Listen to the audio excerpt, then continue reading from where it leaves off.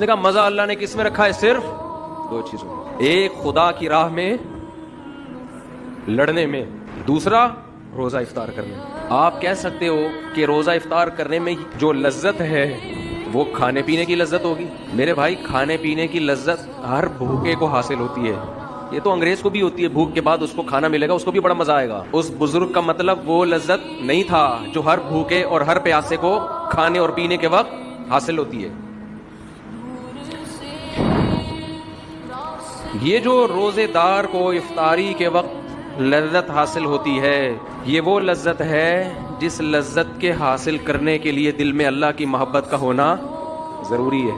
تو افطار کی لذت میں صرف بھوک ختم کرنے کی لذت نہیں ہے، اصل لذت یہ ہے کہ جس خدا کے لیے صبح سے شام تک قربانی دی، وہ خدا ہماری اس افطاری پر بھی ہم سے خوش ہو رہا ہے، وہ ہمیں کھاتا دیکھ کے خوش ہو رہا ہے۔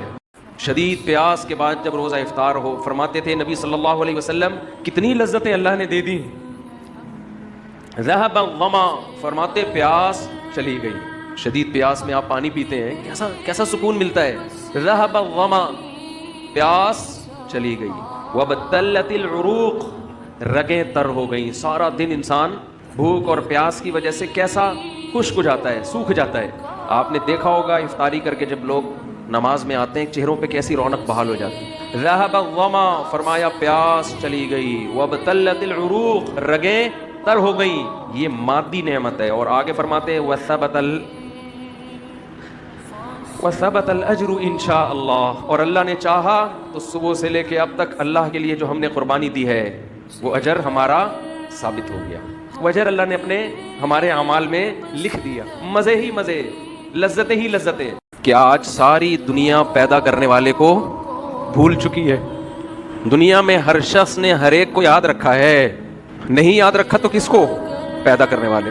تو میں یہ عرض کر رہا تھا کہ ایسے دور میں جب اللہ کو ڈکشنری سے نکال دیا گیا، اللہ کو لغت سے نکال دیا گیا، ایسے موقع پہ کوئی صبح سے لے کے شام تک بھوک اور پیاس کو برداشت کرے، اور ایک دن نہیں، ایک دن، پھر دوسرا دن، پھر تیسرا دن، پھر چوتھا دن، پھر پانچواں دن، پھر چھٹا دن، تو افطار کی لذت میں صرف بھوک ختم کرنے کی لذت نہیں ہے، اصل لذت یہ ہے کہ جس خدا کے لیے صبح سے شام تک قربانی دی، وہ خدا ہماری اس افطاری پر بھی ہم سے خوش ہو رہا ہے، وہ ہمیں کھاتا دیکھ کے خوش ہو رہا ہے۔